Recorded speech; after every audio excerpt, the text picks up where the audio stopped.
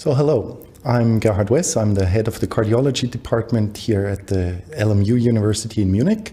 And in this module, we will talk a little bit about dilated cardiomyopathy and breed specifics. What is dilated cardiomyopathy? Basically, it is an inherited disease of the myocardium where the heart muscle is actually failing to pump correctly. So we have a decreased contractility.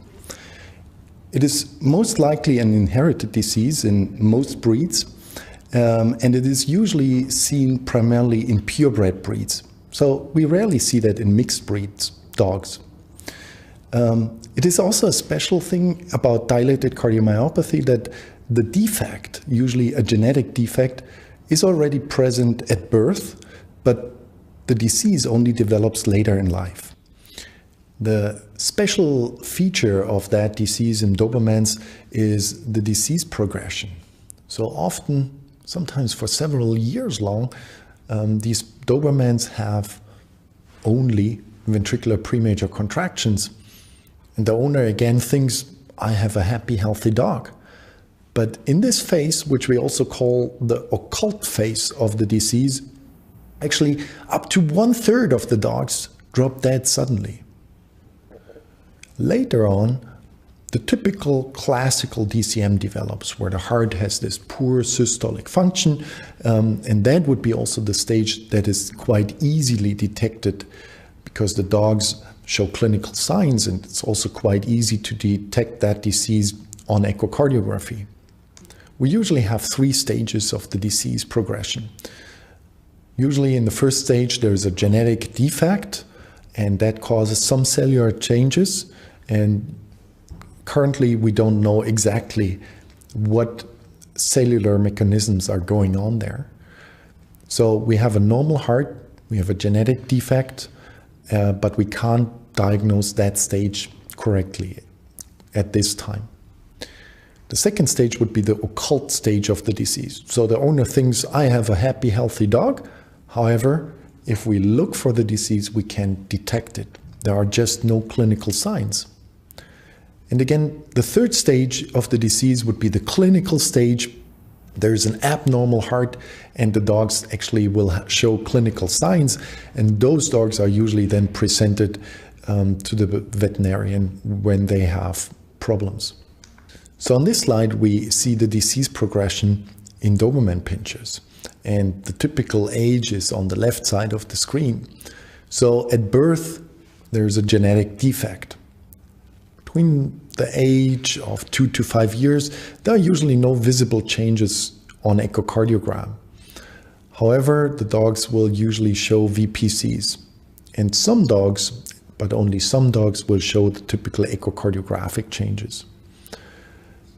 If the disease progresses and the dog becomes older, the VPCs are getting more and more, so the arrhythmias are getting more severe, and you will also detect early echocardiographic changes. Then later on, the VPCs are getting more malignant, and also moderate echocardiographic changes develop. Actually, in that phase, if a dog, for example, has some syncope, which means aborted sudden death, and we do not treat them, they will probably die suddenly within the next few weeks or month. So about 1/3 of the dogs will die suddenly with that disease. If they are not dying from arrhythmias, the disease usually progresses to the dilated stage of the heart, where they have the typical classical DCM signs with a poor contractility. If they reach the stage with a poor contractility, again, some dogs will die suddenly and the other ones will develop congestive heart failure that we cannot manage after some time anymore. Doberman cardiomyopathy has a high prevalence in the US. There are several studies from Canada and from the US which show a prevalence of the disease in the US between 45 and 63%. According to one publication, it was suspected to be lower in Europe, and the prevalence in different age groups was unknown. So we actually did a study that evaluated the overall prevalence of the disease and also in different age groups. And we also wanted to see, are there special disease characteristics?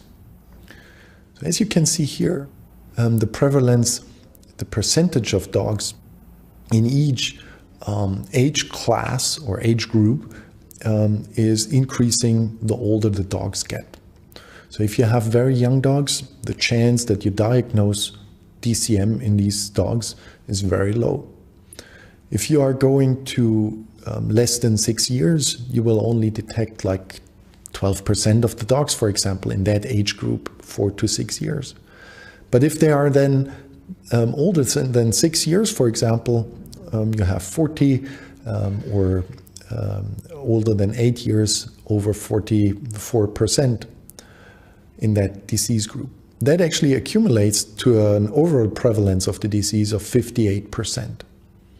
So the key message here is it is difficult to diagnose the disease in young dogs, and it is easier to diagnose it when the dogs are older.